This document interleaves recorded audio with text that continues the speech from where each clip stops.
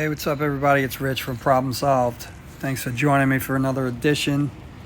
This is the pool opening continuation from the winter. I did, as regularly as possible, try and document the winter as it progressed with the pool cover, and I did show how I winterized the pool.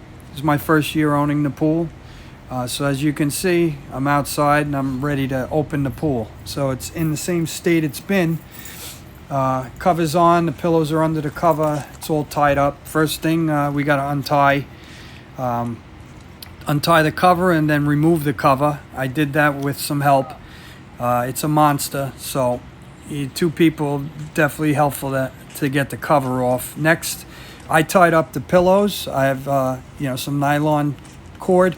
I tied them up so that they would stay in place. My thought was that the water would be funneled, depending on where I positioned the pillows, to certain areas of the cover that I could reach. Next year I might get a pump, but this worked out. It was just a lot of work. I had to continuously empty the cover over the winter anytime it snowed or rained. So I removed all the pillows after the cover was off. A lot of work to deflate them every year, but I don't have the room to store them, so I took them out, deflated them. You could see the water, a little cloudy, but overall I was really happy with how the closing went. I mean, the proof is really in the opening, how well you did with the closing. So I kept it pretty damn clean.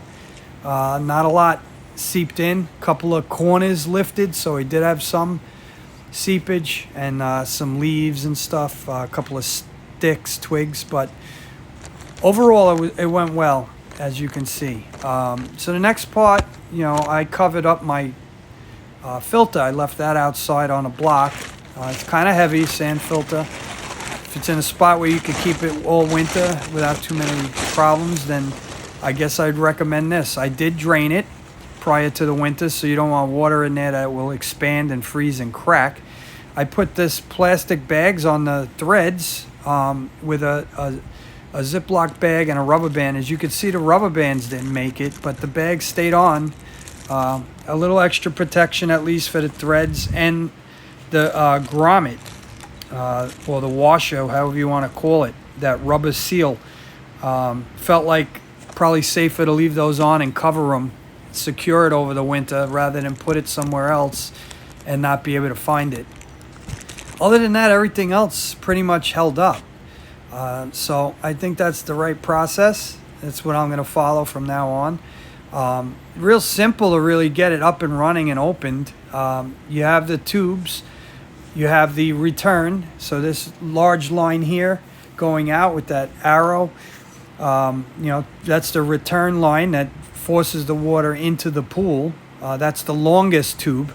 And then you have the two tubes that are connected together, the twin tubes. Those go on like the suction side, or where you normally have a strainer or something on the pool. Yep, so this is what we're looking at here. These are the strainers that go inside the pool on those two lines. And will suck the water through. And anything large shouldn't make it through. So always recommend the Vaseline. I started using it after seeing a tip on a couple of sites, and I think it's great. It's readily available. It does its job. It seals. It lubricates. You just get it on your hands, and then your hands are slipping. It makes it difficult to twist on the tubes, but pretty self-explanatory. I'm hooking up the return tube first to the return that I actually left on the side of the pool over the winter. That worked out pretty well also. Only problem I had was the air vent, that air jet vent on top of the return that's sticking on the outside of the pool. That, I read, has some delicate seals in it, and they're known to go, and it's a replaceable type item. But once you got the one side set up tight, you're going to connect the other side of that long hose, the return line. Same way with the Vaseline. Make sure it's good and lubricated. It helps protect it.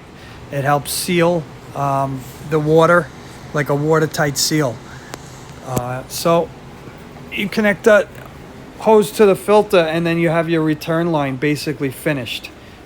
You have to keep in mind though, there are the valves, and we'll get to that. The valve, it locks. It's either locked or unlocked on the pool side, and the twin line has a valve as well that stops the water from flowing or allows it to flow.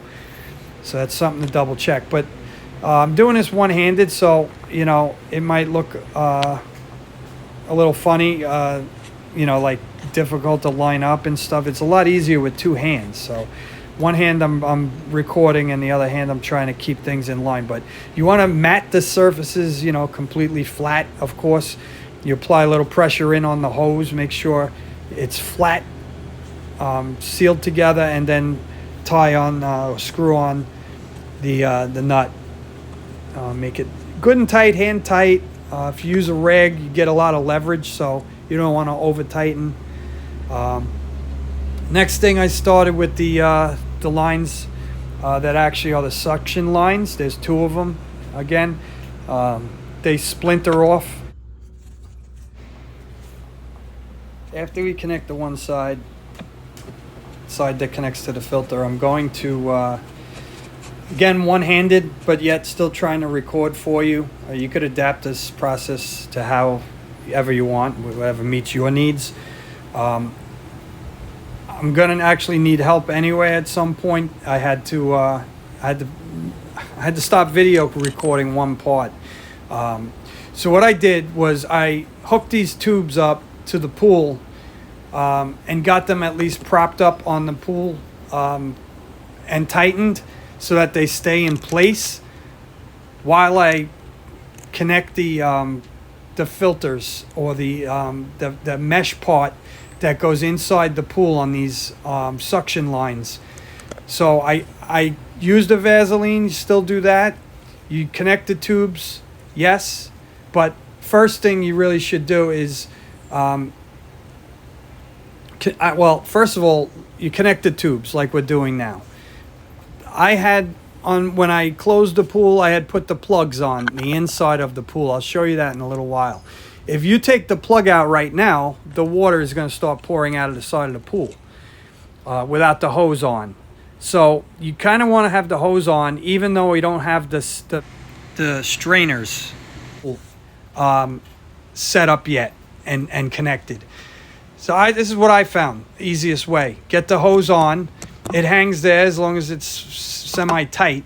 You won't be able to jam the things into the hose with it tightened, but at least the hose is staying right now. So it will allow you to show you, it's probably a little bit of a trick that I did. It'll allow you to get the inside parts in while removing the plug that's inside and allowing the water to go down the tube and not losing water outside the pool, and soaking yourself.